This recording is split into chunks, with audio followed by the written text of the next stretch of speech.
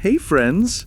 Tonight we're stepping back into a world of lace gloves and quiet whispers. The gas lamps are lit, their soft golden glows spilling across polished mahogany floors. Outside, the evening fog curls along cobblestone streets, wrapping London in a hush that feels almost like secrecy. In drawing rooms lined with heavy velvet drapes, the air is warm with candlelight, perfumed with rosewater, and tense with unspoken rules. Here, every glance means something. Every step is measured. A flutter of a fan could start a romance. The wrong fold of a calling card could end a reputation. You never slouch, never speak too plainly, and never, ever forget who might be watching. But beyond the elegance lies the weight of it all, the invisible chains of etiquette, the constant performance of propriety, and the quiet rebellions hidden behind polite smiles. Tonight, we'll explore the rituals, the secrets, and the suffocating beauty of Victorian social life, one coded gesture at a time. So settle in, let the lamplight flicker in your mind, and listen as the doors to a vanished world slowly open. The language of fans and gloves. Imagine a grand ballroom in the heart of London during the height of the social season. The air is warm and thick, heavy with the scent of beeswax from the polished floors, the expensive perfumes of 100 guests, and the faint, almost imperceptible hiss of the gaslight chandeliers overhead. The golden light washes over a sea of silk, satin, and broadcloth, illuminating the jewels that sparkle on necks and wrists. The orchestra, tucked away in an alcove, plays a waltz, its steady, romantic rhythm a soundtrack to the slow, formal turning of the dancers. To an outside observer, it is a scene of perfect, choreographed elegance. But beneath this shimmering surface, a second, silent dance is taking place. It is a dance of incredible complexity, a conversation conducted not with words, which are fraught with danger and the risk of impropriety, but with the subtle, fleeting gestures of objects held in a gloved hand. In this world of suffocating restraint, a lady's fan and her gloves are not mere accessories. They are her voice, her shield, and her most powerful tools of communication. The fan, in particular, is a marvel of coded language, a device capable of conveying an entire spectrum of meaning with a delicate flick of the wrist. It rests in a lady's hand, a beautiful object of carved ivory or mother of pearl, its leaves of painted silk or fine lace depicting pastoral scenes or mythological figures. But its beauty is secondary to its function as a conversational partner. Consider a young, unmarried woman, a debutante in her first season, standing near the wall with her chaperone, a formidable dowager in dark silk, whose watchful eyes miss nothing. A young gentleman from across the room, whom she has met but cannot approach directly, may try to catch her eye. A silent question is asked with a glance. She cannot respond verbally, for that would be unthinkably forward. Instead, her fan comes into play. If she rests the handle of the closed fan against her lips, it sends a clear message, "I wish to speak with you." If she then gently touches the tip of the fan to her right cheek, it is an affirmation, "Yes." A simple, almost imperceptible gesture, but one that has sealed a silent agreement. The gentleman now knows he may seek a formal introduction from a mutual acquaintance, or perhaps request the next dance. The language is nuanced and extensive, a dictionary of silent signals that every member of polite society is expected to know. To draw the fan slowly across one's forehead is a warning. We are being watched. This alerts the other party that the ever-present chaperone is paying close attention, and any further communication must be even more discreet. To twirl the fan in the left hand is a sharp yet polite dismissal. I wish to be rid of you, or we have no future. To see this is for the gentleman to know he must retreat gracefully. With a slight bow, his hopes for the evening dashed without a single word being exchanged. Conversely, opening the fan wide and holding it over the ear means, do not betray our secret, a plea for discretion in a world where gossip is currency. And then there is the most dramatic gesture of all, to drop the fan. This is no accident. It is a bold and risky invitation, a signal of definite interest. It forces the gentleman to act, to step forward and retrieve it. The brief moment when he kneels to pick it up, the brush of his gloved fingers against hers as he returns it, is an act of electrifying intimacy in this fiercely controlled environment. In this silent, gaslit world, every flutter of a fan and every twist of a glove is a word, a sentence, a declaration. It is a language of immense subtlety and high stakes, where a single misinterpreted gesture could lead to a social misstep or a blossoming romance, all conducted in the beautiful, suffocating silence of the dance. Calling cards and the ritual of visits. The intricate dance of Victorian society was not confined to the ballroom. It extended into every aspect of daily life, governed by a rigid and complex set of rules that dictated all social interaction. One of the most fundamental and inescapable of these rituals was the practice of calling, a formal system of visiting that was the very bedrock of one's social standing. To navigate this system required a precise understanding of its codes, and the most important tool in this navigation was a small, unassuming piece of pasteboard, the calling card. This was not merely a piece of paper with a name on it. It was a personal ambassador, a representation of one's identity, status, and adherence to the rules of polite society. To be without one was to be a social non-entity. To use one incorrectly was to commit a social blunder of catastrophic proportions. The calling card itself was an object of intense scrutiny. Its size, shape, and quality were all prescribed by unspoken laws. A gentleman's card was typically smaller and narrower than a lady's. The cardstock had to be of the finest quality, thick in white, never colored or embellished. The name was to be engraved, never printed, in a simple, elegant script. A flowery or ostentatious font was a sign of vulgarity. The name would be preceded by the appropriate title, Mr., Mrs., Miss, and nothing more. The ritual of leaving the card was a performance of meticulous etiquette. A lady wishing to make a call would arrive at a house in her carriage. She would not alight herself, but would send her footman to the door with her card on a small silver tray. The footman would present it to the servant who answered, who would then ask if the mistress of the house was at home. This was code. Not at home was a polite, formulaic refusal.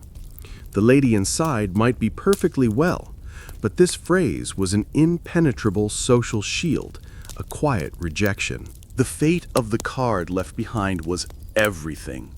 A single lady would leave one card. A married lady would leave her own card and two of her husbands, one for the master of the house and one for the mistress.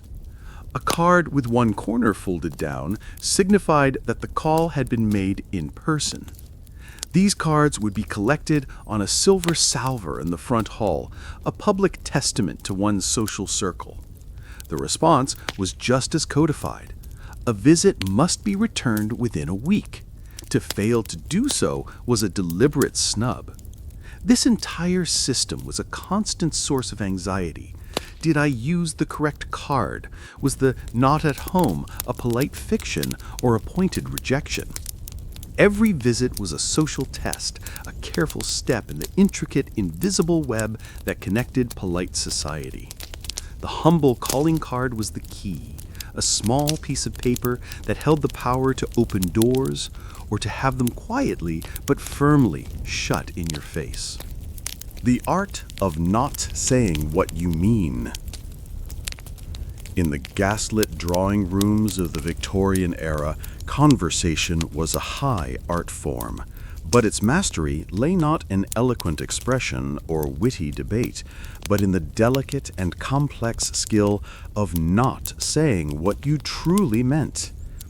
Directness was considered vulgar, passion was unseemly, and revealing one's genuine emotions was a sign of poor breeding. Polite conversation was a carefully constructed facade, a labyrinth of euphemisms, insinuation, and unspoken understanding. It was a verbal performance where everything important was communicated in the pauses, the implications, and the subtle shifts in tone, all while maintaining a placid, smiling exterior. To navigate this world was to become fluent in a language of omission, to understand that the most significant things were those that were never explicitly said. The choice of topics for polite conversation was severely limited. The weather was the undisputed king of these subjects, a topic of endless and fascinating neutrality. Health was another permissible topic, but only in the most general terms. One could inquire after a person's well-being, but to discuss specific symptoms was deeply improper. All of life's messy, complicated realities, money, politics, religion, personal struggles, romantic desires, were banished, deemed too volatile for public consumption. In place of direct statements, Victorians employed a sophisticated arsenal of polite fictions. A family that had lost its fortune was not bankrupt. They were in reduced circumstances. A pregnant woman was in a delicate condition. These phrases were not meant to deceive, but to soften the harsh edges of reality. This practice extended to expressing opinions. One would never say, "I disagree with you." Instead, a more gentle route would be taken. "That is a most interesting perspective. I confess, I had always been led to believe that..." This allowed for disagreement without direct confrontation. The art of the compliment was particularly refined. A lady's new gown would not be praised for its daring cut. Instead, one might say, "You are looking particularly well this evening, my dear." A phrase that acknowledged her pleasing appearance without descending into specifics. This constant performance of verbal restraint was mentally exhausting. It required a perpetual state of high alert, a constant monitoring of one's own words, and a careful decoding of the words of others. The drawing room was a social minefield where a single unfiltered expression could lead to ostracism. Everyone was both a performer and the judge, smiling pleasantly while inwardly assessing everyone around them. Corsets and correct posture. In the Victorian world, a person's character was believed to be visibly inscribed upon their body. The way one stood, sat, and moved was not a matter of personal comfort. It was a public declaration of one's moral fiber and social standing. At the very heart of this philosophy was the ideal of correct posture, and the primary instrument used to enforce this ideal upon the female form was the corset. This formidable undergarment was more than a tool for achieving a fashionable silhouette. It was an instrument of social and moral engineering, a physical cage that molded the body into an upright, unyielding posture that was seen as the physical manifestation of a virtuous, controlled woman. To slouch was not merely a physical failing, it was a moral one. a sign of laxity, indolence, and a weak character. The corset itself was a masterpiece of rigid construction, fashioned from stiff coutil fabric and heavily reinforced with channels of whalebone or steel. At the back, a long series of eyelets was laced with a sturdy cord, allowing the garment to be pulled incredibly tight, cinching the waist. At the front, a rigid busk of wood or steel forced the spine into a ramrod straight position.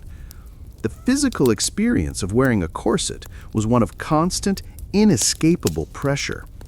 It was difficult to breathe deeply as the lungs could not fully expand. The internal organs were compressed and displaced. Bending at the waist was nearly impossible. To pick something up, a lady had to perform a graceful dip, keeping her back perfectly straight. The corset was a constant physical reminder of the need for self-restraint. This enforced posture was seen as the epitome of feminine grace. An upright, unbending spine was a sign of dignity and moral rectitude. A woman who slouched was seen as common, lazy, and morally suspect. Her poor posture was interpreted as a sign of a weak will and a potential for other, more serious moral failings. Etiquette manuals of the period are filled with stern warnings about the importance of posture. Girls from a young age were placed in backboards and other corrective devices to train their spines into the correct shape, long before they were old enough to wear a corset. The corset was, in essence, an invisible chain, a physical manifestation of the rigid social rules that bound a Victorian woman. It controlled her body, restricted her movement, and dictated her every physical action, just as the rules of etiquette controlled her social interactions. While it created an outward appearance of serene grace, the reality was a state of constant discomfort and physical restriction. Afternoon tea. Ceremony over comfort. In the quiet, late afternoon hours, one of the most iconic and rigidly structured rituals of Victorian life would unfold: afternoon tea. This was not a simple, casual affair. It was a highly orchestrated social ceremony, a miniature drama played out in drawing rooms across the country. It was a battlefield of etiquette, where every clink of a spoon, every bite of a sandwich, and every sip of tea was governed by a complex set of unwritten rules. To the uninitiated, it was a pleasant, civilized pause in the day. To those who understood its language, it was a delicate performance where one's breeding, refinement, and social standing were on full and public display. Comfort was secondary. The ceremony was everything. The ritual began with the arrival of the tea service, brought in by a parlour-maid and placed on a low table before the lady of the house. The service itself was a statement of wealth and taste, usually made of gleaming silver and delicate porcelain. To preside over the tea table was a primary duty of a hostess, and her performance was closely watched. The pouring of the tea was an art form. The cup was never to be filled to the brim. The hostess would pour with a steady hand, her back perfectly straight. The guest would receive the cup and saucer, holding it with a specific grip. The little finger was never to be extended. Stirring the tea was another minefield. The spoon was to be moved back and forth in a gentle motion, never circular, to avoid the social sin of clinking it against the porcelain. The food served was as codified as the tea itself. It was a delicate, three-tiered affair: savory, crustless finger sandwiches on the bottom, scones with clotted cream and jam in the middle, and tiny, exquisite cakes and pastries on top. One was expected to eat slowly, taking small, ladylike bites. To appear hungry or to eat with gusto was a sign of a lack of refinement. Conversation during afternoon tea was to be light and pleasant, a gentle stream of polite inquiries and observations. This was not a time for serious debate. It was a time for reinforcing social bonds and for the subtle assessment of one's fellow guests. Every element of the ritual, from the way one held a cup to the way one broke a scone, was a signal that you belonged, that you knew the rules. Afternoon tea was a perfect microcosm of the Victorian world, a beautiful, highly structured, and deeply repressive ceremony where appearance was everything. The exchange of gifts was itself a minefield. A gentleman could give a lady flowers, but only certain types. Red roses, with their passionate connotations, were out of the question. A simple bouquet of violets or lilies of the valley was acceptable. He might give her a book of poetry, but he would have to ensure its contents were morally unimpeachable. A gift of jewelry or clothing was considered deeply improper, as it implied a level of intimacy that had not yet been earned and suggested he was trying to buy her affections. The entire courtship was a slow, carefully calibrated escalation of permissions. After a suitable number of supervised visits, he might be allowed to escort her and her chaperone on a walk in the park. The unspoken rules of courtship. For a young, unmarried woman in Victorian society, courtship was not a period of romantic discovery. It was a high-stakes, public performance with a rigid and unforgiving script. Love was a secondary consideration, often an unaffordable luxury. The primary goal was to secure a suitable marriage, which meant a match that was advantageous in terms of wealth, status, and family connections. This process was governed by a labyrinth of unspoken rules, a delicate chess match where a single misstep, a moment of unguarded emotion, or a breach of etiquette could result in scandal, ruin, and the permanent loss of her place in polite society. The entire game was played under the watchful, judging eyes of the world. The courtship process could not begin without a formal introduction. A gentleman could not simply approach a lady he admired. He had to be formally introduced by a mutual acquaintance, often at a ball, a dinner party, or another sanctioned social event. After the introduction, he might be permitted to call upon her, but only during specific designated hours in the afternoon, and always under the eagle eye of her mother or a hired chaperone. The couple was never, under any circumstances, to be left alone together. The drawing room door might even be left slightly ajar to ensure that no impropriety could occur. Conversation during these visits was stilted and formal, limited to the safe topics of the day. The real communication happened through subtle coded signals, a shared glance, a lingering handshake, the choice of a flower given as a gift. The moment of proposal was the culmination of this long, formal dance. A gentleman would first have to ask for a private interview with the lady's father. In this meeting, he would be expected to lay out his financial situation in precise detail, his income, his property, his prospects. The father's approval was paramount. If he deemed the match unsuitable, the courtship was over, regardless of the daughter's feelings. If he gave his consent, the gentleman could then propose to the lady herself, though this too was often a formal rather than a romantic event. Once a woman was engaged, the rules shifted slightly, but the couple was still never left unchaperoned. The engagement period was a public declaration of intent, and her reputation was now inextricably linked to his. To break an engagement was a serious scandal, damaging to both parties, but particularly to the woman, who might be seen as fickle or used goods. The entire system was designed to protect a young woman's virtue, which was her most valuable asset, but in doing so, it denied her any real agency, freedom, or genuine emotional expression. Courtship was a transaction wrapped in the language of decorum, a perilous journey from her father's house to her husband's, with ruin lurking at every turn. Servants who saw everything. Behind the pristine facade of the respectable Victorian home, with its polished silver, starched linens, and perfectly mannered inhabitants, existed a second, invisible world, the world of the servants.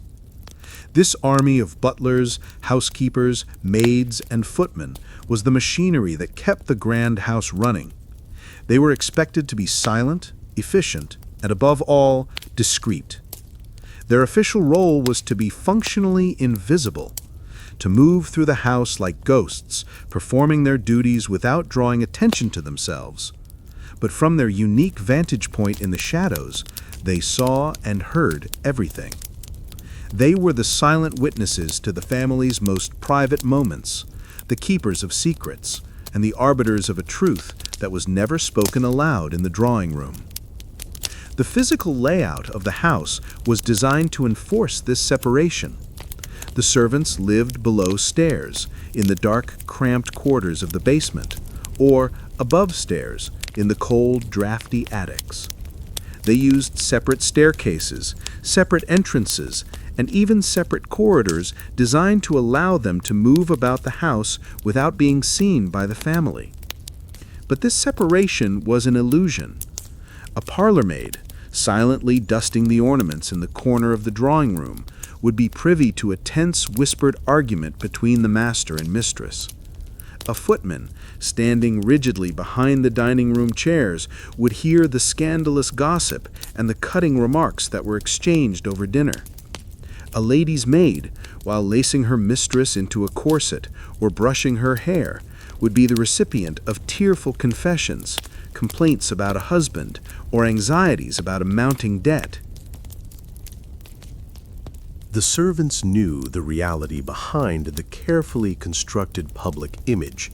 They knew that the happily married couple slept in separate rooms and hadn't spoken a civil word to each other in months. They knew which gentleman, a respected pillar of the community, drank far too much brandy in the privacy of his study late at night. They knew which seemingly pious lady was having a secret affair, a fact revealed by a misplaced letter or an unusually late visitor. They saw the bills that went unpaid, the letters from creditors that were quickly hidden away, the authentic terror behind the facade of financial stability. They tended to the family during illnesses, witnessing the raw, undignified reality of the human body that was so carefully concealed from the outside world. This knowledge gave the servants a subtle and unspoken power. Their silence was a condition of their employment, but it was a fragile one. A single, strategically leaked piece of information to another servant, who might then mention it to their own employer, could be enough to ruin a family's reputation. The whisper network below stairs was often more efficient and more potent than the gossip of the drawing rooms. The family, in turn, lived in a state of low-level paranoia. They spoke in coded language, even in their own homes, aware that ears were always listening. They would often treat their servants with a mixture of imperious command and a subtle fear, knowing that these silent, deferential figures held the keys to their social survival. The servants were a living archive of the family's sins, a silent, ever-present jury. They polished the silver, served the meals, and maintained the beautiful illusion of Victorian respectability, all while knowing the deep, often sordid truth that lay just beneath the perfect, polished surface. Mourning, a year in black. In the Victorian era, death was not a private, personal tragedy to be navigated according to individual feelings. It was a public performance, governed by a set of rules so rigid and elaborate that they dictated every aspect of a bereaved person's life for months and sometimes years to come. The process of mourning was a highly visible, socially regulated affair, and at its heart was a strict and complex dress code, particularly for women. The moment a death occurred in a family, the curtains of the house were drawn, and the female relatives immediately entered a state of deep mourning. This was not a suggestion, it was a social imperative. To fail to adhere to the correct mourning etiquette was seen as a profound sign of disrespect for the dead and a shocking lack of moral character. For a widow, the period of deep mourning was the most intense. It was expected to last for a year and a day. During this time, she was to be completely encased in black.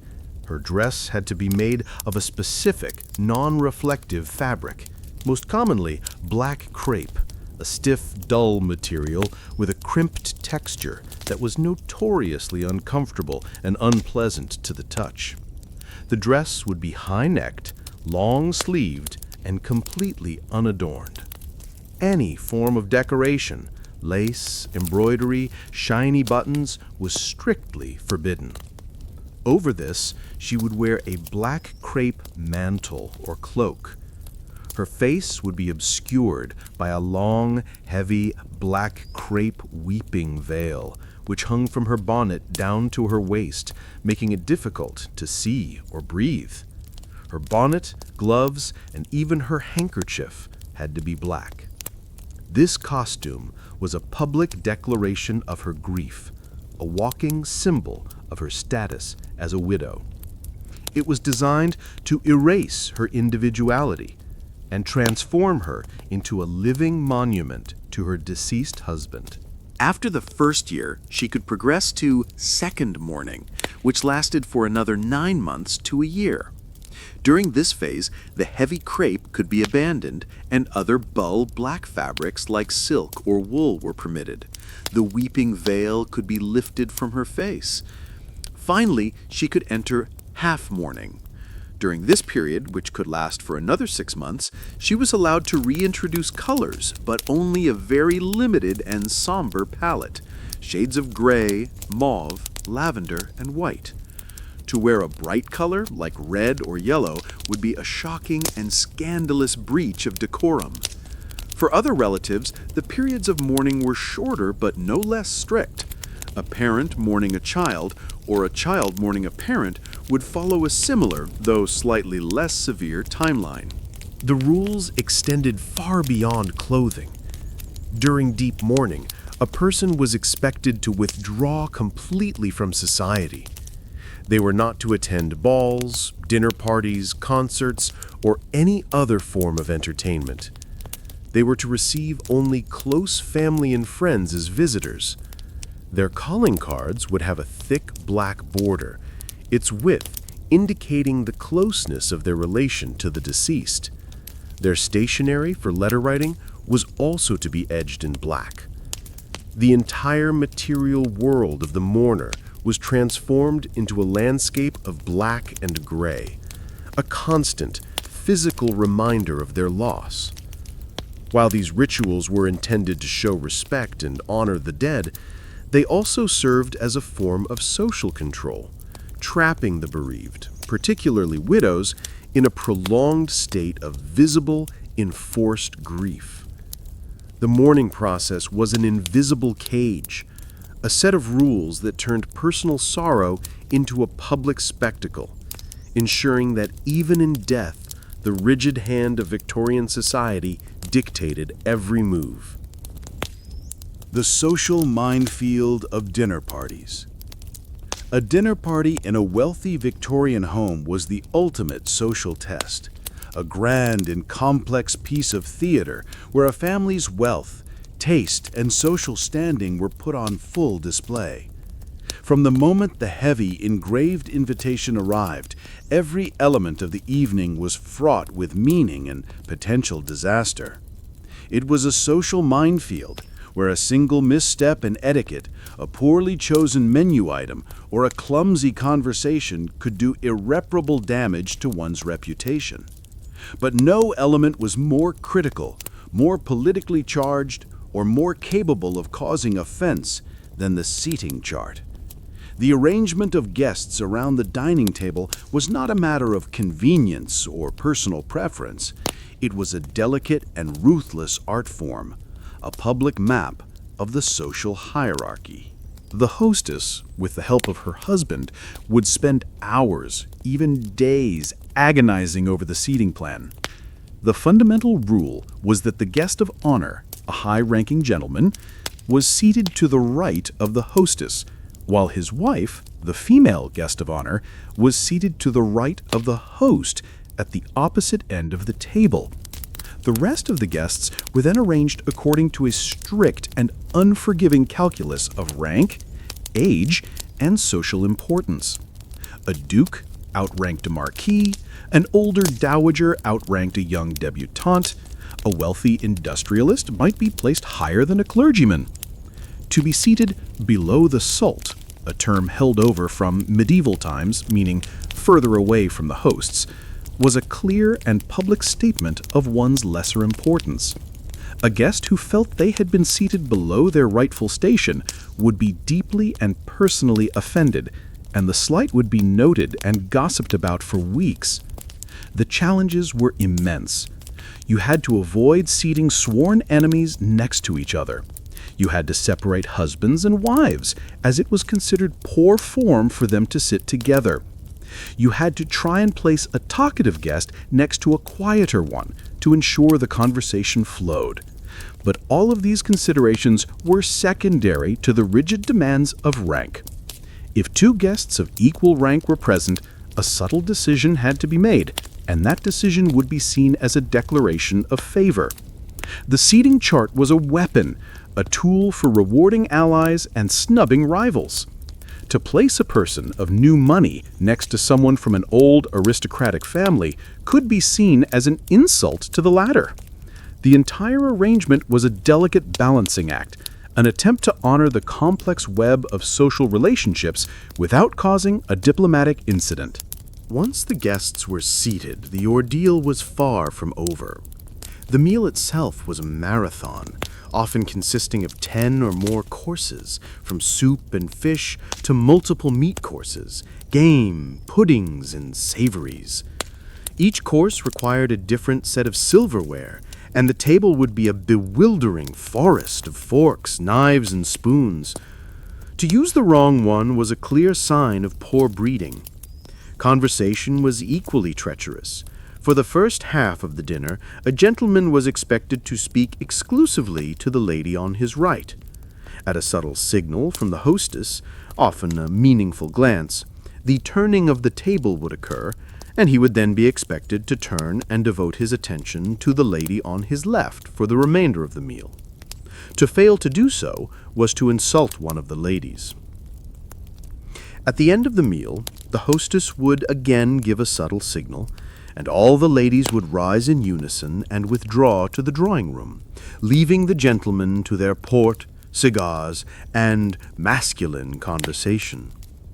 The dinner party was a public examination of one's knowledge of these intricate rules. It was a performance of elegance, restraint, and social savvy.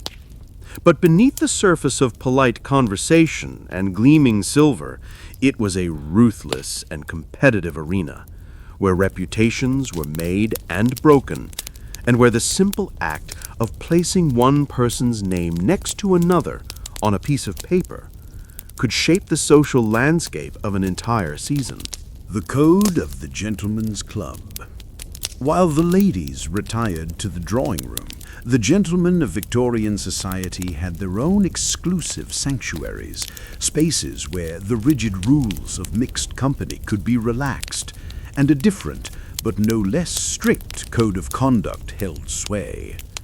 These were the gentlemen's clubs of London's Pall Mall and St. James's, imposing temple-like buildings with heavy oak doors, hushed carpeted corridors, and an atmosphere of profound and masculine gravity. To be a member of a prestigious club was a definitive mark of a gentleman's status. It was a sign that you had been vetted, judged, and accepted by your peers. Inside these velvet-draped, leather-scented walls, men could escape the domestic sphere and engage in the real business of the world, politics, finance, and the relentless, potent currency of rumor. Gaining membership was an arduous and often humiliating process. A prospective member had to be proposed and seconded by 2 existing members in good standing. His name would then be posted in the club's morning room for all to see. This began a period of intense scrutiny. The candidate's background, his finances, his family, and his character would be quietly but thoroughly investigated. Any hint of scandal, debt, or ungentlemanly behavior could lead to his rejection. The final decision was made by a secret ballot of the membership committee. The ballot box contained white balls for yes and black balls for no. A single black ball was often enough to deny a man entry, a process known as blackballing. To be blackballed was a profound social disgrace, a public rejection that could follow a man for the rest of his life. Once inside, the club was a world unto itself. It was a home away from home, a place where a man could dine, read, write letters, socialize, and even sleep, all in the exclusive company of other men. The atmosphere was one of quiet, ordered comfort. There were reading rooms with roaring fires and towering shelves of books, dining rooms with impeccable service, and smoking rooms filled with deep, buttoned leather armchairs and thick clouds of cigar smoke. The cardinal rule of the club was silence and discretion. In the reading rooms, conversation was strictly forbidden. A man could spend an entire afternoon in a room full of his peers, and not a single word would be exchanged. This was a place for quiet contemplation, for reading the newspapers, for escaping the noise of the outside world. However, in the dining and smoking rooms, conversation was the main event. Here, behind the heavy, closed doors, away from the ears of women, the true business of the empire was conducted. Political alliances were forged, business deals were struck, and government policies were debated. This was where the whisper network of the elite was most powerful. Reputations were made and destroyed over a glass of port. A quiet word from a senior member about a young man's prospects could secure his career. A damaging rumor, started in the smoky haze of the club, could spread through the corridors of power and ruin him. The club was a bubble of influence, a place where the men who ran the country could speak freely among themselves, reinforcing their shared values and consolidating their power. The strict exclusion of women was a fundamental part of this code. The club was a refuge from the domestic world, from the perceived emotionalism and triviality of female company. It was a space where the serious, rational, and important work of men could be done, undisturbed, preserving a strict and unbreachable divide between the public sphere of power and the private sphere of the home. Dresses worth a month's wages. For a lady in Victorian high society, clothing was not a matter of personal taste or comfort. It was her uniform, her billboard, and her primary means of displaying her husband's or father's wealth and status. The relentless pressure to maintain a fashionable and extensive wardrobe was one of the greatest burdens of her existence, a source of constant anxiety and, for many, a direct path to financial distress. The tyranny of the social season demanded an astonishing number of different outfits, each one appropriate for a specific time of day and a specific type of event, and the cardinal sin was to be seen in the same gown twice at a major social gathering within the same season. This rule, as arbitrary as it was absolute, created a voracious and insatiable demand for new and ever more elaborate dresses. The sheer volume of clothing required was staggering. A fashionable lady's day was divided into a series of sartorial acts. She would begin with a morning dress, a relatively simple high-necked gown for wearing at home. If she were to go out for a walk or to make calls, she would change into a more elaborate walking dress or visiting dress, complete with a matching coat or mantle, a hat, and gloves. For the afternoon, particularly for receiving visitors or attending afternoon tea, she might change again into an elegant tea gown, a slightly less structured but still highly decorated creation. But the true centerpiece of her wardrobe was the evening gown or ball gown. These were the most expensive and opulent of all her dresses, designed for maximum impact in the gas-lit ballrooms and dining rooms of the season. These gowns were extraordinary creations, feats of engineering and artistry. They were constructed from yards upon yards of the most expensive fabrics, shimmering silks, rich velvets, delicate tulles, and intricate handmade lace. They were heavily embellished with elaborate embroidery, beadwork, artificial flowers, ribbons, and flounces. The silhouette was constantly changing, dictated by the fashion plates from Paris, from the vast cage-like crinolines of the mid-century to the bustled, draped, and trained gowns of the later decades. Each new fashion required a complete overhaul of the wardrobe.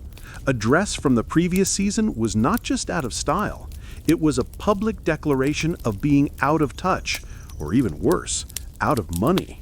The cost of this constant churn of fashion was astronomical. A single, high-quality ball gown made by a fashionable London dressmaker could easily cost the equivalent of a middle-class clerk's entire annual salary. Even a less wealthy family, striving to keep up appearances, would find themselves spending a huge proportion of their income on the wardrobe of the wife and daughters. The pressure was particularly intense for a mother with several daughters out in society, all of whom needed to be fashionably and appropriately dressed to attract a suitable husband. The family finances could be stretched to the breaking point, and many families fell into a spiral of debt in the relentless pursuit of social acceptability. The bills from the dressmaker, the milliner, and the glover were a constant source of secret, anxious tension behind the closed doors of many seemingly prosperous homes. The beautiful, elegant woman gliding across the ballroom floor was often a walking symbol of a quiet financial desperation. Her shimmering silk dress, a beautiful, expensive cage built on a foundation of credit and anxiety. The price of appearances was often a private reality of impending ruin. The whisper network of gossip. In the rigidly controlled world of Victorian society, where open confrontation was unthinkable and genuine emotions were suppressed, information became a form of power, and the most potent and dangerous form of information was gossip. What was not said to a person's face was most certainly being whispered behind their back. A complex and highly efficient whisper network operated at all levels of society, a hidden current of rumor, speculation, and scandal that could travel faster than the Morning Post. This network was the unofficial regulator of social behavior, a constant and terrifying surveillance system that ensured everyone adhered to the rules for fear of becoming its next victim. A person's reputation was their most valuable asset, and it could be destroyed in an instant by a single, well-placed, and often unsubstantiated rumor. The drawing room was the primary theater for this exchange of information.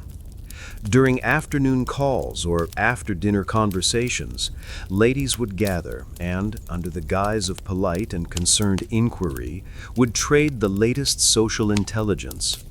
The language used was always veiled and indirect. A direct accusation would be vulgar. Instead, gossip was framed in the form of a question. Have you heard the news about young Miss Ainsworth?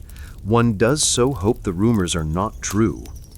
This technique allowed the speaker to spread the rumor while maintaining a pretense of sympathy and plausible deniability. The listener would then carry this piece of information to the next gathering, and so the rumor would spread, growing and mutating with each retelling. A social virus passed from one person to the next. The subjects of gossip were varied, but they almost always centered on transgressions of the social code. A young woman seen in public with a gentleman without a chaperone, a family living beyond their means, a wife who seemed a little too friendly with a man who was not her husband, a man known to have gambling debts. These were the bread and butter of the gossip mill. The Whisper Network served as a form of social policing. It reinforced the rules by making a public example of those who broke them. The fear of being talked about, of becoming the subject of whispers and knowing glances, was a powerful motivator for conformity. It kept people in line, forcing them to maintain a flawless public facade at all times. This network was not confined to the upper classes. The servants below stairs had their own, even more potent gossip network. A lady's maid, having heard a confidence from her mistress, might share it with the butler, who might mention it to the cook, who might discuss it with a tradesman at the back door. The tradesman, in turn, might share the news at the next house on his route, and so a secret from a grand house on Belgravia Square could find its way into the kitchens of half of London within a day. This below-stairs network was particularly dangerous because it was based on first-hand observation, not just speculation. The servants knew the real secrets, and while their discretion was usually assured by their need for employment, a disgruntled servant could be a devastating source of ruinous information. Living in this environment meant accepting that you were under constant surveillance. Every action, every word, every choice was subject to scrutiny and interpretation. Even in the privacy of one's own home, one had to be careful, aware that the silent maid in the corner of the room was a potential conduit to the outside world. This created a culture of deep-seated paranoia and social anxiety. You could never be sure who your true friends were, who was sharing your confidences, or what was being said about you the moment you left a room. Your social life was a tightrope walk, and the Whisper Network was the gust of wind that could, at any moment, send you toppling into the abyss of social ruin. Etiquette for children. In the Victorian view, children were not seen as the free-spirited, developing individuals of the modern imagination. They were viewed as miniature, incomplete adults, vessels of original sin who needed to be rigorously trained, disciplined, and molded into respectable members of society. The primary goal of childhood was not play or self-discovery, but the absorption of the complex and unforgiving rules of etiquette. From the moment they could walk and talk, children were subjected to a relentless regime of training designed to suppress their natural instincts, their spontaneity, their noise, their curiosity, and replace them with a perfect automaton-like performance of politeness and self-restraint. The nursery was not a playroom, it was a boot camp for social survival. The most famous and oft-repeated rule of Victorian childhood was that children should be seen and not heard. This was not just a quaint saying, it was a fundamental principle of their upbringing. In the presence of adults, particularly visitors, children were expected to be silent, still, and unobtrusive. They were to enter a room quietly, perform a bow for boys, or a curtsy for girls, and then retreat to a corner where they were to sit motionless and silent, not speaking unless spoken to. To interrupt adult conversation, to fidget, or to make any kind of spontaneous noise was a serious transgression that would result in immediate removal from the room and, most likely, some form of punishment. Their role was to be decorative. a testament to their parents' ability to produce well-behaved offspring. Their training in manners was meticulous and unending. They were taught the correct way to address every type of person, from their parents, sir and ma'am were often required, to servants and strangers. Table manners were a particular focus of intense instruction. Children were taught to sit up straight, to keep their elbows off the table, to use the correct utensils for each course, and to eat silently, without any visible sign of enjoyment. They were often given the plainest, most unappetizing food, while the adults enjoyed the richer fare, a lesson in humility and the deferment of gratification. Any breach of these rules, spilling a drink, speaking with one's mouth full, was a source of deep shame and would be swiftly corrected. The emotional lives of children were also subject to strict control. The expression of strong emotions, anger, excitement, even unbridled joy, was considered unseemly and was actively discouraged. Crying was a sign of weakness and a lack of self-control. Children were taught to suppress their feelings, to maintain a calm and placid exterior at all times, to be little ladies and little gentlemen. This emotional repression, drilled into them from the earliest age, would have a profound and often damaging effect on their adult lives, creating a generation of people who were often unable to understand or express their own inner worlds. The goal of this rigorous training was to produce adults who would seamlessly fit into the rigid structure of polite society, who knew all the rules instinctively because they had been drilled into them since infancy. But it came at a great cost. It created a childhood devoid of freedom and spontaneity, a period of life defined by restriction, discipline, and the constant fear of disapproval. The Victorian child was a small, silent figure in a stiff, uncomfortable costume, their natural ebullience and curiosity carefully and systematically extinguished in the name of producing a perfect, respectable, and deeply repressed adult. Church as a social stage. Sunday morning was, in theory, the most sacred time of the week in Victorian Britain. It was a day of rest, of worship, and of spiritual reflection. But in practice, for the middle and upper classes, the weekly attendance at church was as much a social performance as it was a religious observance. The church was one of the few places where all of respectable society gathered together in one place at a predictable time, and it inevitably became a grand and important social stage. The Sunday service was an opportunity to see and be seen, to display one's piety, one's prosperity, and one's secure place in the community. What one wore, where one sat, and how one behaved were all subject to intense scrutiny and were as much a part of the Sunday ritual as the hymns and the sermon. The family's journey to church was the first part of the performance.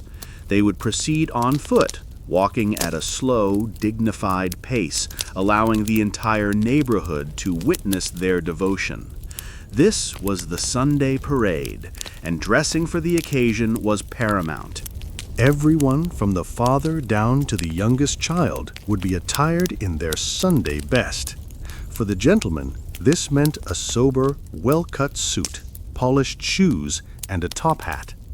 For the ladies, it was an opportunity to display their finest, most fashionable, yet appropriately modest, gowns, hats, and gloves.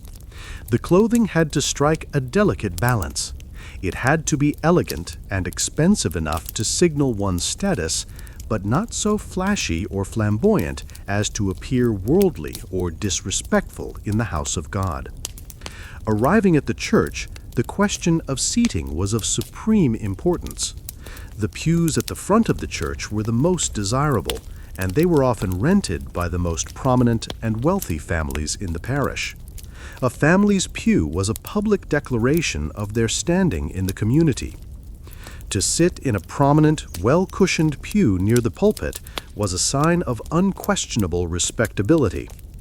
The pews further back, or in the galleries, were for those of a lower social or economic station. The very poorest members of the community, if they attended at all, were often relegated to hard, uncomfortable benches at the very back of the church. The church, a place that preached the equality of all souls before God, was, in practice, a meticulously stratified and hierarchical social space. During the service itself, behavior was closely monitored. One had to appear deeply devout and attentive, even if the sermon was long and tedious. A display of piety was essential. One's head was to be bowed at the appropriate moments, one's voice was to be heard joining in the hymns, and one's eyes were to be fixed firmly on the preacher. To fidget, to whisper, or, worst of all, to fall asleep, was a social disgrace that would be noted and gossiped about. The collection plate was another moment of public judgment. The sound of a coin, or, for the truly wealthy, a folded banknote being dropped onto the plate was a public testament to one's charity and prosperity. After the service, the performance continued on the church steps. This was a crucial time for socializing.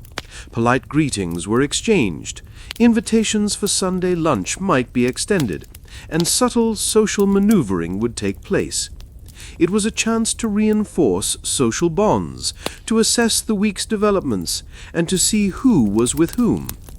A young lady seen speaking for a moment too long with a particular gentleman could spark a week's worth of speculation. The Sunday service was thus a complex and dual-purpose event. It was a genuine expression of the deep religious faith that underpinned much of Victorian life. But it was also an indispensable part of the social machinery, a weekly ritual where one's moral and social standing were publicly reaffirmed on the most hallowed stage of all.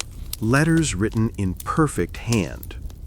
In an age before the telephone, let alone the instantaneous communication of the digital era, the handwritten letter was the primary means of maintaining relationships, conducting business, and conveying information over any distance. A constant stream of letters flowed through the postal system, connecting friends, families, and colleagues across the country and the empire. Because of its central role in social and professional life, the art of letter writing was taken with immense seriousness. A letter was not just a container for words, it was a direct reflection of the sender's character, education, and social standing. And no element of a letter was more scrutinized, more judged, than the quality of the handwriting itself. Sloppy, illegible, or ungraceful handwriting was not just a practical inconvenience, it was considered a sign of a disordered mind, a lax morality, and a poor upbringing. The teaching of penmanship was a cornerstone of a proper Victorian education. From a young age, children were drilled relentlessly in the art of forming perfect, uniform letters. They would spend hours hunched over their desks, carefully copying out maxims and phrases from copybooks, their fingers stained with ink. The tools were simple but demanding: a steel-nibbed dip pen, which had to be constantly re-dipped in an inkwell, and a blotter to prevent smudges. The process required immense control and patience. The pressure on the nib had to be varied to create the characteristic thick and thin strokes of the popular cursive script, such as the copperplate script.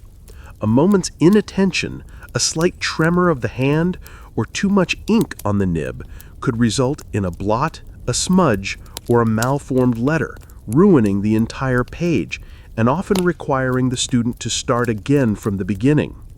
This rigorous training was intended to produce a good hand, which was characterized by its clarity, regularity, and elegance. For gentlemen, the ideal handwriting was strong, clear, and businesslike, legible, and efficient. For ladies, the ideal was a more delicate, flowing, and graceful script, often with a slight forward slant, known as an Italian hand. A lady's handwriting was seen as a direct expression of her femininity and refinement. A messy, scrawling hand was considered deeply unladylike. The physical act of writing was itself gendered. A gentleman was expected to write with a firm, robust movement of the entire arm, while a lady was taught to write using only delicate movements of her fingers and wrist. The letter itself was a highly formulaic object. The salutation, the body of the letter, and the closing were all governed by strict conventions that depended on the relationship between the sender and the recipient. A letter to a family member would be different from a letter to a business associate, which would be different again from a formal social invitation. The choice of stationery was also important. A gentleman might use thick, plain, cream-colored paper, perhaps with his initials or address embossed at the top. A lady might use lighter, more delicate paper, sometimes faintly scented or with a subtle colored border for more informal correspondence. For mourning, as we have seen, the paper had to have a black edge. The result of all this was that every letter was a work of art and an exercise in self-restraint. It was a performance on paper, a carefully constructed representation of the self. The beautiful, flowing script that we admire in Victorian letters was not the product of natural talent, but of years of arduous, disciplined practice. It was a testament to a culture that believed that even the most mundane act of communication should be an expression of order, control, and moral seriousness. To receive a letter was not just to read a message, but to hold in one's hand a physical artifact of another person's character, captured in the careful, elegant, and perfectly formed loops and strokes of their ink. The role of the chaperone. For a young, unmarried woman of the Victorian upper or middle classes, freedom of movement was a concept that simply did not exist. Her life was lived within a series of invisible but unbreachable cages, and the primary guardian of these cages was the chaperone. A young lady of good breeding was never, under any circumstances, to be in public or in the company of a gentleman unaccompanied. Every outing, every social event, every moment spent outside the direct supervision of her own family was to be overseen by a watchful older woman. This constant surveillance was considered essential for the protection of her reputation and her virtue, which were seen as fragile commodities that could be irreparably damaged by the slightest hint of impropriety. The chaperone was her shadow, her warden, and the living symbol of her gilded captivity. The chaperone was typically an older married woman, her own mother, a married older sister, an aunt, a governess, or, for wealthy families, a hired companion. Her sole function was to be a constant presence, a moral and physical barrier between her young charge and the potential dangers of the world, particularly the dangers posed by men. If a young lady went for a walk in the park, her chaperone walked beside her. If she attended a ball, her chaperone sat on the sidelines, her eyes scanning the room, missing nothing. If a gentleman came to call, the chaperone sat in the room with them, a silent but powerful third party, ensuring that the conversation remained appropriate and that no physical contact beyond a formal handshake occurred. The rules of chaperonage were absolute and all-encompassing. A young lady could not go shopping alone.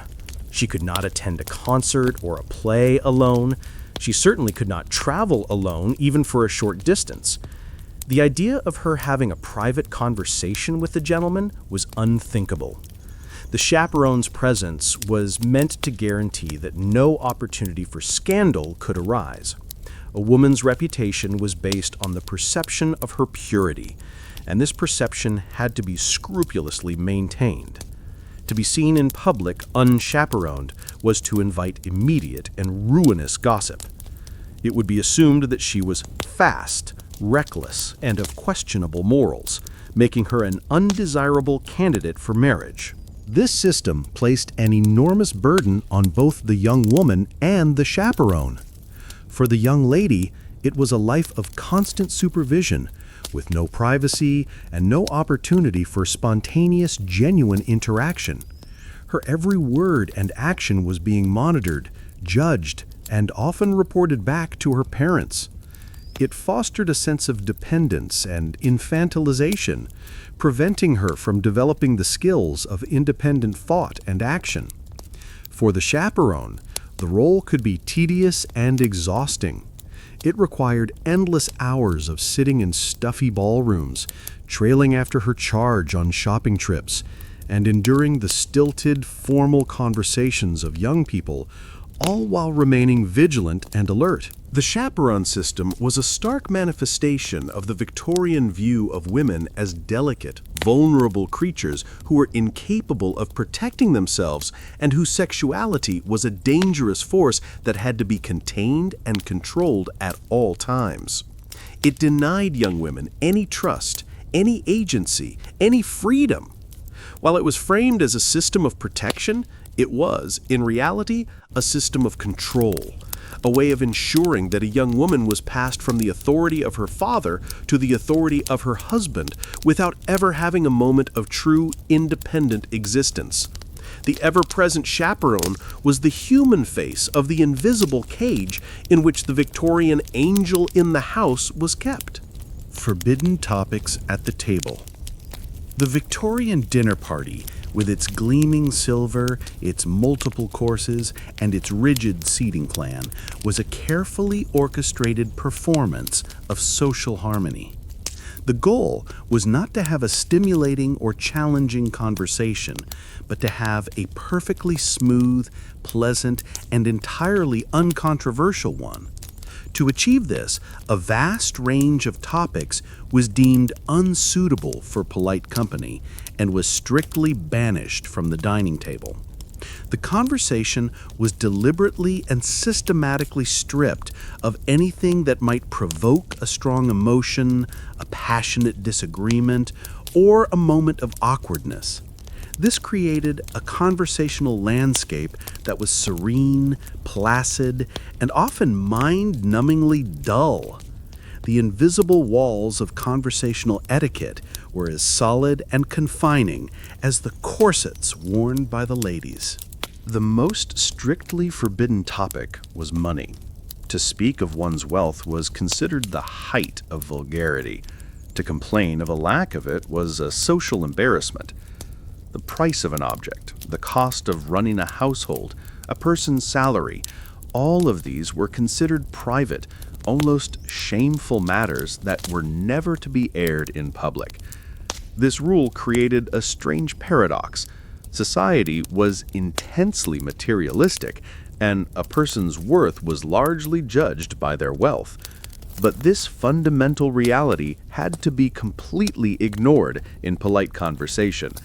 The fiction that everyone present was comfortably well off and that money was a vulgar detail not worthy of their attention had to be maintained at all costs. Politics was another dangerous and forbidden territory. While gentlemen might discuss political matters in the privacy of their clubs, to raise a contentious political issue at a mixed-gender dinner party was a grave social error. Political affiliations could be strong and passions could run high, and a debate could easily disrupt the fragile harmony of the evening. The ladies, in particular, were not expected to have or to express political opinions. Their sphere was the home and the family, and the messy, contentious world of politics was considered to be outside their proper domain.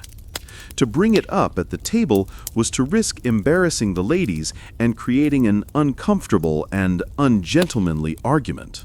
Any topic related to the body, illness, or death was also strictly off limits.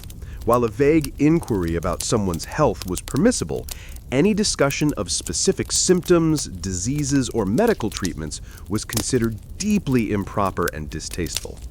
The physical realities of life and death were to be kept hidden, sanitized, and never mentioned in a social setting. To speak of such things was to bring the ugly, undignified truth of human frailty into the pristine, ordered world of the dining room. Even a reference to pregnancy, as we have seen, was handled with the most delicate of euphemisms.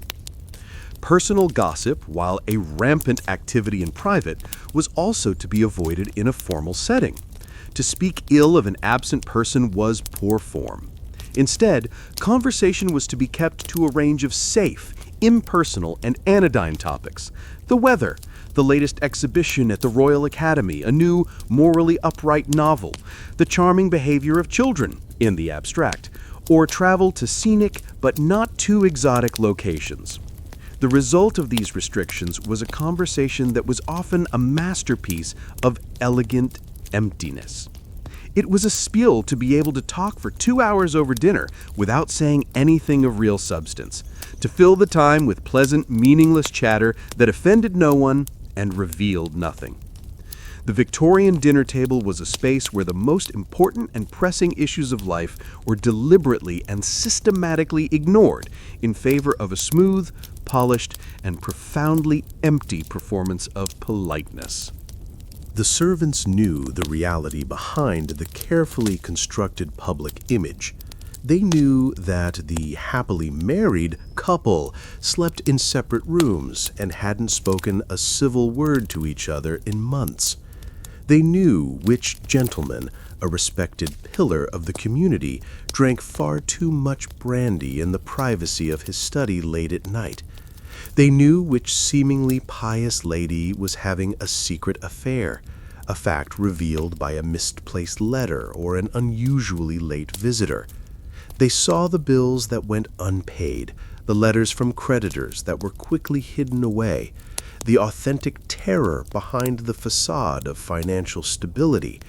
They tended to the family during illnesses, witnessing the raw, undignified reality of the human body that was so carefully concealed from the outside world.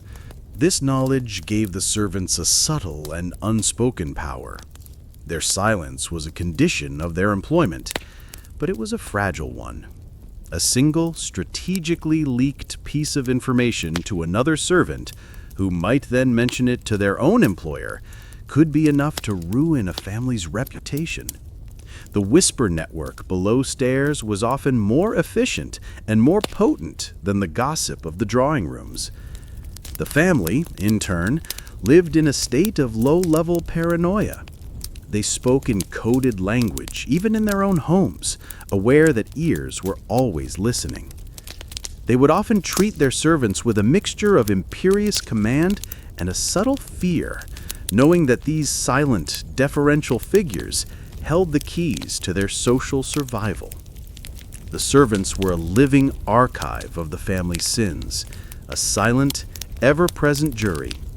They polished the silver, served the meals, and maintained the beautiful illusion of Victorian respectability, all while knowing the deep, often sordid truth that lay just beneath the perfect, polished surface.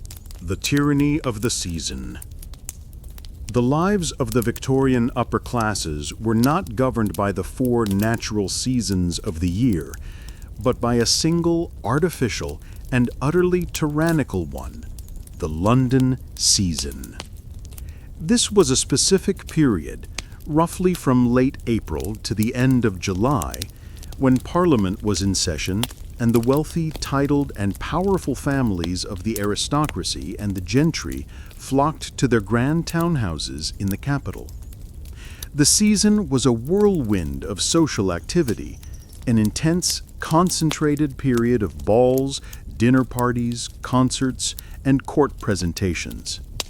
It was the primary marketplace for marriage, the main arena for political maneuvering, and the ultimate test of one's social standing. To participate in the season was an exhausting and expensive obligation. To miss it was to risk becoming socially invisible. The calendar of the season was packed and unforgiving. The days were filled with formal calls, promenades in Hyde Park at the fashionable hour, visits to art exhibitions, and elaborate afternoon teas. But the nights were the main event. A fashionable lady might attend a dinner party from 8 to 10, followed by 2 or even 3 different balls in a single evening, staying only an hour or so at each one to see and be seen, before finally returning home in the early hours of the morning, only to begin the cycle again the next day. This relentless pace was physically and mentally draining, but it was a necessary part of the game. To decline too many invitations was to risk being dropped from the guest lists altogether. The goal of the season was twofold. For the political and social elite, it was a time to network, to forge alliances, and to engage in the high-level gossip that shaped the affairs of the nation. For families with unmarried daughters, it was a far more serious business. The season was a marriage market, and a debutante daughter was the product being brought to market. The process began with her formal presentation at court, a terrifying ritual where she would be dressed in a specific, regulation white gown with a long train and presented to the queen. This officially marked her as out in society and eligible for marriage. From that moment on, her mother's entire focus would be on securing her a suitable match before the end of the season. This meant attending as many balls as possible, being introduced to as many eligible bachelors as possible, and carefully managing her reputation. The pressure was immense. A successful season for a young woman meant ending it with an engagement to a man of good title and fortune. An unsuccessful season meant returning to the country in August, unmarried, to face the prospect of another exhausting and expensive campaign the following year. After 2 or 3 seasons without a proposal, a young woman might be considered on the shelf, a failure in the most important undertaking of her life. The financial strain of the season was also enormous. A family had to rent a large, fashionable London townhouse, maintain a staff of servants, hire a carriage, and, most expensively of all, provide an endless stream of new and fashionable gowns for the wife and daughters. When the season finally ended in late July, with the glorious 12th of August marking the start of the shooting season, society would disperse. The families would retreat to their country estates for a period of shooting, hunting, and house parties, which had its own, slightly more relaxed, set of social rituals. But the London season was the apex of the social year, a 3-month-long marathon of forced fun, strategic socializing, and intense pressure. It was a tyrannical calendar that dictated where you had to be, what you had to wear, and whom you had to impress. It was the engine that drove the entire machinery of Victorian high society, a glittering, exhausting, and utterly inescapable cage. Marriage as a business deal. In the modern Western world, marriage is generally understood to be the culmination of a romantic relationship, a partnership based on love, companionship, and mutual affection. In the world of the Victorian upper and middle classes, this was a radical and often naive idea. While love was considered a pleasant bonus, it was by no means a prerequisite for a good marriage. For these classes, marriage was, first and foremost, a serious social and economic transaction. It was a business deal, a strategic alliance between two families designed to consolidate or improve their wealth, their property, and their social standing. Romance was an optional extra. Property, titles, and connections were not. The transactional nature of marriage was most explicit in the upper echelons of society. For the aristocracy, the primary purpose of marriage was the preservation of the family line and the family estate. An eldest son, the heir to a title and a great country estate, had a duty to marry a woman from a similarly prestigious family. But his choice was also a strategic one. If his own family's estate was land-rich but cash-poor, a common problem, he would be expected to marry an heiress, perhaps the daughter of a wealthy industrialist or a banker. In this arrangement, he would offer his ancient title and social prestige in exchange for a massive infusion of her family's new money. This was a straightforward trade, her fortune for his title. The personal compatibility of the couple was a secondary, almost irrelevant consideration. For a young woman, her own feelings were rarely the primary factor. She was a valuable asset to her family, and her marriage was a key part of their strategy for social and economic advancement. Her value on the marriage market was determined by a combination of her family's name, her father's wealth, specifically the size of the dowry he was prepared to offer, and her own beauty and accomplishments. These accomplishments, the ability to sing, play the piano, speak French, and draw, were not for her own personal enrichment, but to make her a more attractive and marketable commodity. She was raised from birth with the understanding that her primary purpose in life was to marry well, which meant marrying a man who could provide her with a secure and prosperous home, thereby solidifying her family's position in society. The legal framework of the time reinforced this view of marriage as a property transaction. Until the passage of the Married Women's Property Acts in the later part of the century, a woman's legal identity was subsumed into her husband's upon marriage. Any property, money, or earnings she had became his legal property. She had no independent legal standing. This made the choice of a husband a matter of profound and lifelong consequence, as her entire future security depended on his character and his ability to manage their joint finances. This is not to say that love and affection did not exist in Victorian marriages. Many couples did grow to love each other deeply, finding companionship and contentment within the framework of their arranged or socially pragmatic unions. But the initial impetus for the match was often far removed from romantic love.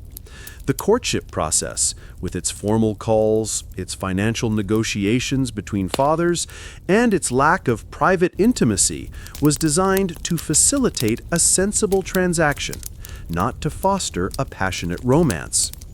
The Victorian ideal was a marriage based on duty, respect, and shared social goals. Love, if it came, was a welcome but unexpected blessing. The foundation of the union was not the unreliable and dangerous emotion of passion, but the solid, sensible, and enduring bedrock of property. The rules of walking in public.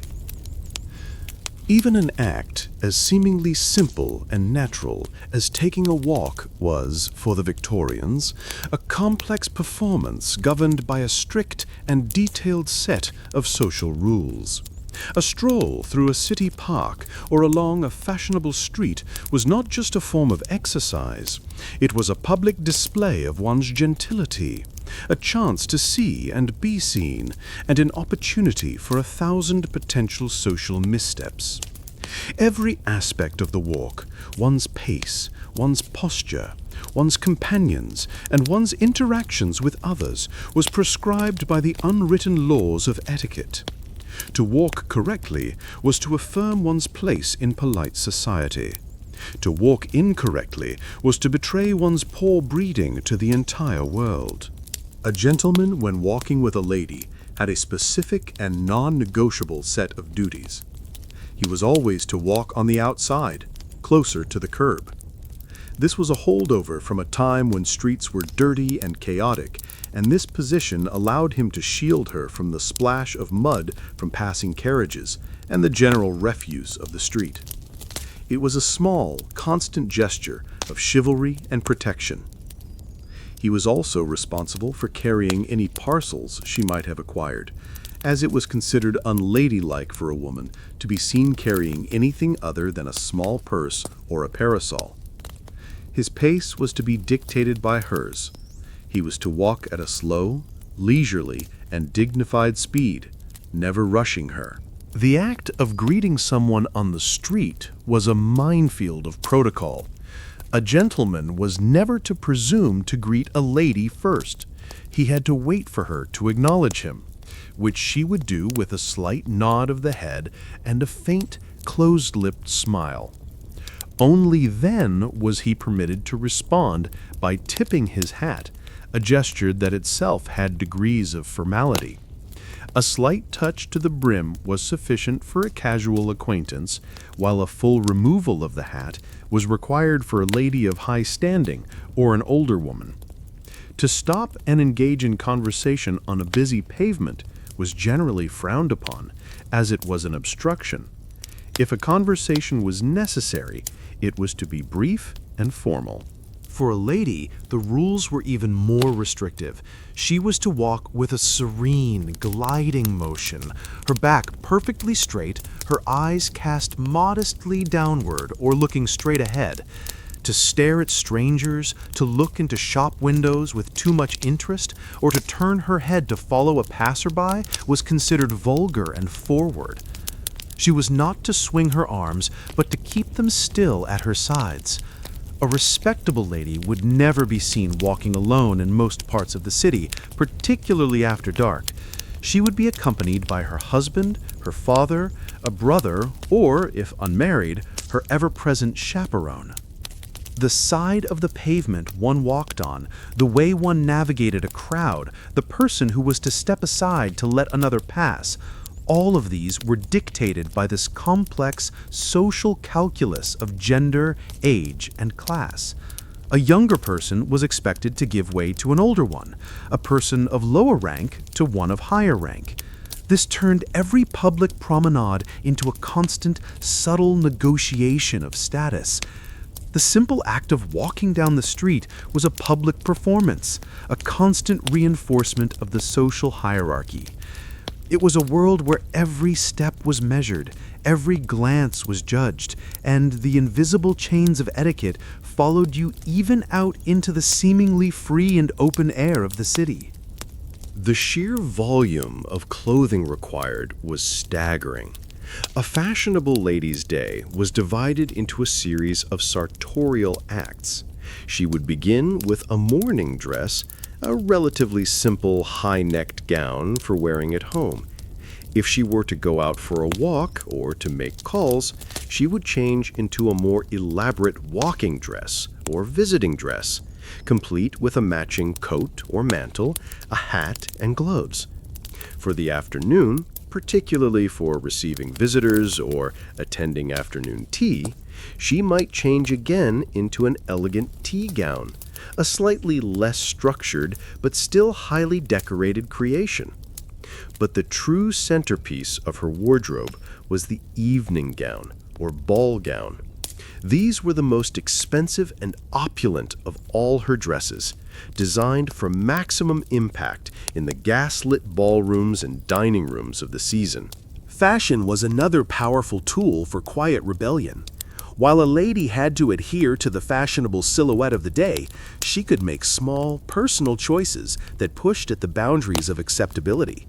She might choose a fabric in a slightly more daring color than was considered proper. She might wear a piece of jewelry that was just a little too flamboyant. The aesthetic movement of the later Victorian period was a direct rebellion against the restrictive and uncomfortable fashions of the time. Aesthetic women rejected the corset and the bustle in favor of loose, flowing, medieval-inspired gowns, often in earthy colors. While they were mocked by the mainstream press as eccentric and unfeminine, their clothing was a bold and visible statement of their artistic and intellectual independence. Even within the home, small acts of defiance could take place. A hostess, secretly disliking a particular guest, could engage in a form of etiquette warfare. She might accidentally seat them in a drafty part of the room, or next to the most boring person present. She might forget to offer them a second helping of a particularly delicious dish. These were tiny acts of aggression, so subtle that the victim could not complain without appearing petty. but they were a way for a seemingly powerless hostess to exert her will and express her displeasure. Literature, too, became a space for rebellion. Many female novelists of the period, writing under male pseudonyms, used their stories to critique the very social conventions that trapped them. Through their heroines, they could explore themes of passion, intellectual ambition, and frustration with the limited roles available to women. The novel became a safe space to ask dangerous questions and to imagine a world where the rules were different. These acts of quiet rebellion were small cracks in the polished facade of Victorian society. They were whispers of dissent in a world that demanded silence. Small gestures of individuality in a culture of conformity.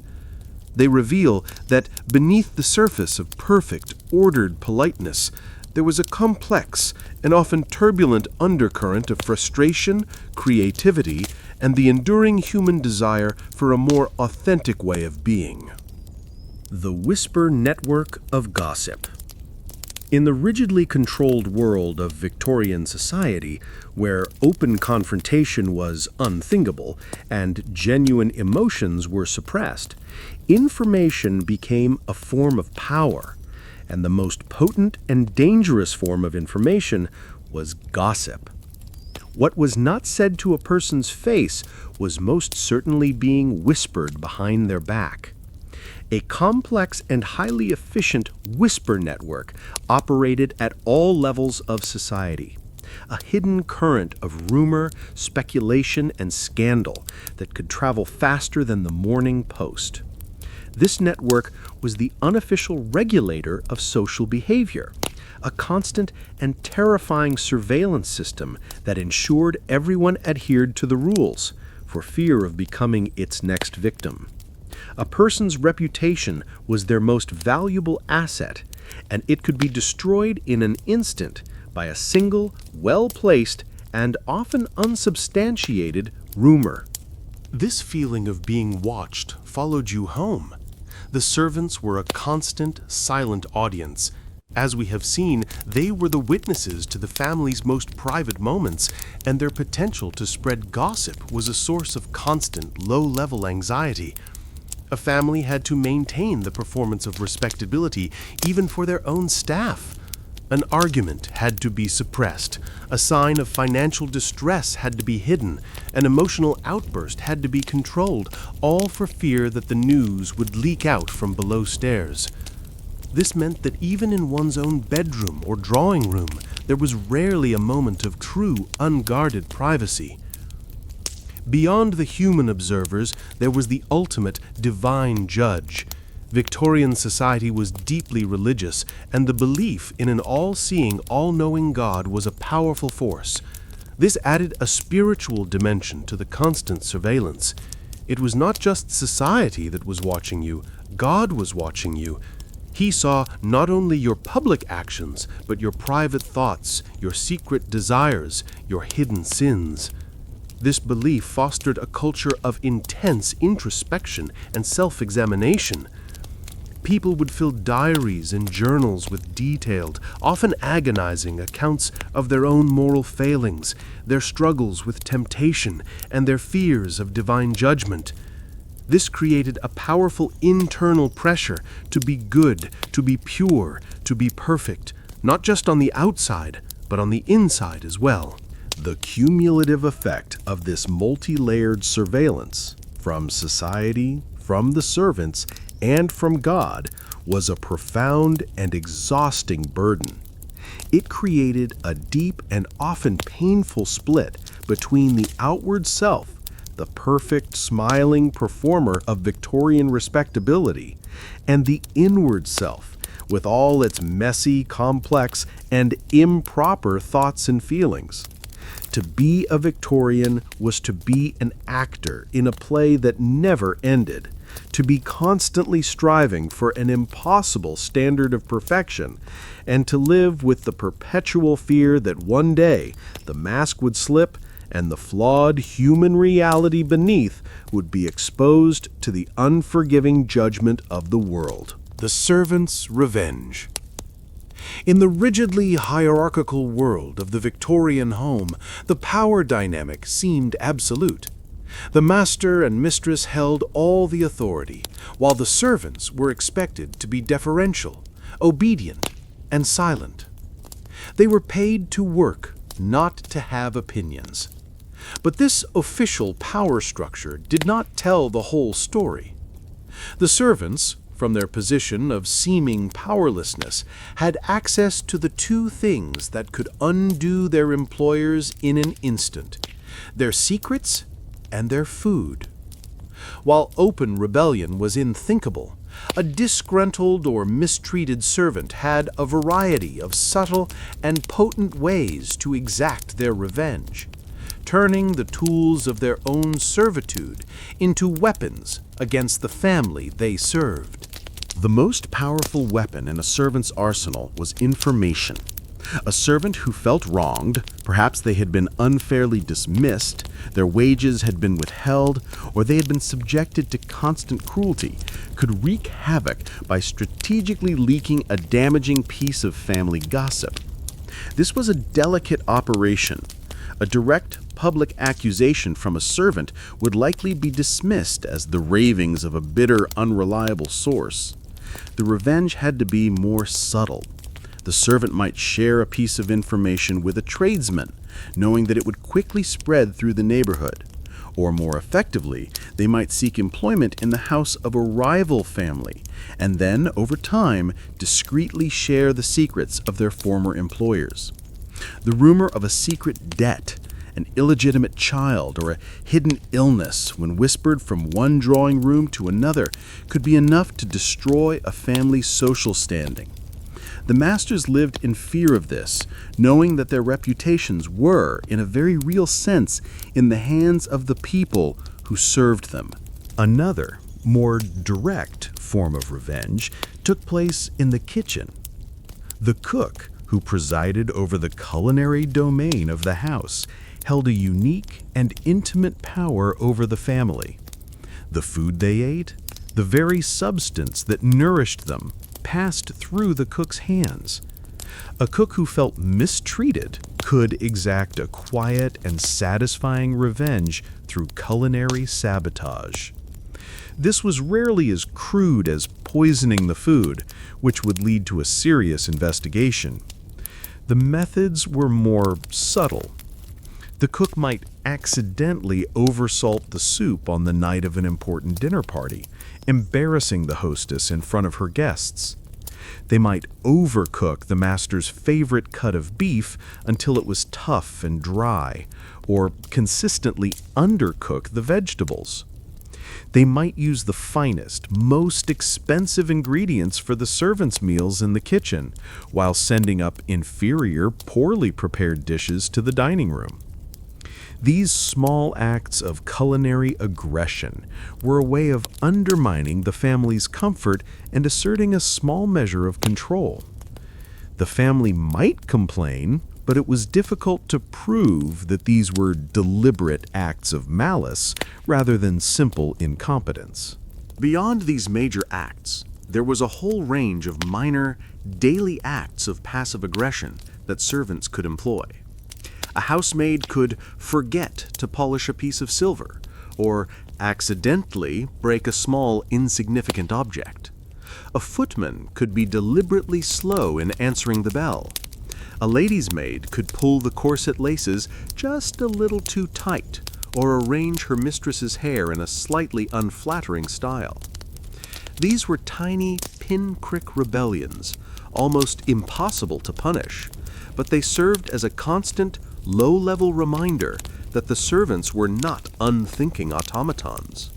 They were human beings, with their own feelings, their own resentments, and their own subtle ways of fighting back against a system that was designed to render them invisible. The polished surface of the Victorian home was maintained by a workforce that was often simmering with a quiet, carefully controlled, and occasionally vengeful resentment. The end of an era. The world of rigid etiquette and suffocating social rules that defined the Victorian era was not a timeless, unchanging monolith. It was a complex and fragile ecosystem, and by the end of the 19th century, powerful forces of change were beginning to chip away at its foundations, causing cracks to appear in the polished facade. The slow, inexorable decline of the old social order was not the result of a single event, but of a confluence of technological, economic, and intellectual shifts that would ultimately loosen the tight grip of Victorian decorum and pave the way for the more fluid and chaotic world of the 20th century. The Industrial Revolution, which had created the immense wealth that funded the elaborate lifestyles of the upper classes, also sowed the seeds of their decline. A new class of incredibly wealthy industrialists and financiers emerged, the nouveau riche, who had money, but not the ancient titles or breeding of the aristocracy. At first, they were looked down upon and excluded from high society, but their wealth was too great to be ignored forever. Cash-strapped aristocratic families began to marry their sons and daughters to the heirs of these new fortunes, trading their prestigious names for much-needed capital. This mingling of old and new money began to dilute the rigid class boundaries and challenge the old definitions of what it meant to be a gentleman or a lady. Technological change also played a crucial role. The expansion of the railways made travel easier and more accessible, exposing more people to different parts of the country and different ways of life. The invention of the telephone began to offer a more direct and immediate form of communication than the formal handwritten letter. The rise of the bicycle in the 1890s had a particularly liberating effect on women. It gave them an unprecedented freedom of movement, allowing them to travel independently without a chaperone. It also necessitated more practical and less restrictive clothing, contributing to the decline of the corset and the cumbersome, heavy skirts of the past. The bicycle became a symbol of the new woman, an emerging ideal of a woman who was active, independent, and educated. Intellectual currents were also shifting. The writings of thinkers like Charles Darwin, Karl Marx, and Sigmund Freud challenged the very foundations of the Victorian worldview, its religious certainties, its class structure, and its understanding of the human mind. The growing movement for women's suffrage began to publicly question the traditional roles assigned to women, demanding not just the vote, but legal, economic, and educational equality. The aesthetic and decadent movements in art and literature celebrated beauty, sensation, and individualism, a direct rebellion against the moral seriousness and repressive nature of mainstream Victorian culture. The death of Queen Victoria herself in 1901 was a profound symbolic turning point. She had reigned for over 63 years, and her personal character, her sense of duty, her moral gravity, her long and conspicuous mourning for her husband had come to define the age. Her son, Edward VII, was a very different character. He was a lover of fast living, good food, and fashionable society. His reign ushered in the Edwardian era, a period that, while still formal by our standards, was noticeably lighter, more extravagant, and less morally earnest than the age that had preceded it. The suffocating grip of Victorianism was beginning to loosen. The invisible chains were not yet broken, but they were beginning to rust. The stage was being set for the seismic social upheavals that the First World War would bring, a cataclysm that would finally shatter the old world of etiquette and usher in the modern age. What we lost and what we kept. The world of strict Victorian social rules, with its calling cards, chaperones, and coded conversations, can seem to us like a strange and distant planet, a place of almost comical repression and bewildering complexity. The fall of that world, under the pressure of social, technological, and economic change, brought with it an undeniable sense of liberation. The invisible cages were opened. Women gained legal rights, greater freedom of movement, and more control over their own lives. Conversation became more direct and authentic. The rigid class barriers began to crumble. We lost the suffocation, the constant judgment, and the crushing burden of maintaining a perfect and often false public facade. We lost the idea that a person's worth could be measured by the correctness of their fork usage or the elegance of their handwriting. But in the process of dismantling this intricate social structure, something was also lost. We lost a shared, universally understood language of civility. The Victorian rules of etiquette, for all their repressiveness, provided a clear and predictable framework for social interaction. Everyone knew their role, everyone knew what was expected of them. This, in some ways, may have made social life less anxious. There was a script to follow, a set of guidelines that, if adhered to, guaranteed a basic level of respectful and considerate behavior. The emphasis on politeness, on not giving offense, on creating a harmonious social environment has been largely replaced by a modern emphasis on radical individualism and unfiltered self-expression. We also lost a certain kind of beauty and deliberation. The art of the handwritten letter, with its careful penmanship and thoughtful composition, has been replaced by the hasty, abbreviated, and often thoughtless immediacy of the text message in the email. The quiet, contemplative ritual of the formal visit has been lost to the casual, unstructured hangout. The elegance and intention behind the language of fans and flowers have no modern equivalent.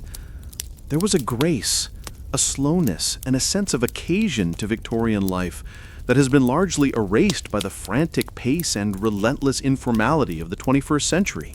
And yet, the ghost of Victorian decorum still lingers in the corners of our modern world, often in ways we don't even recognize.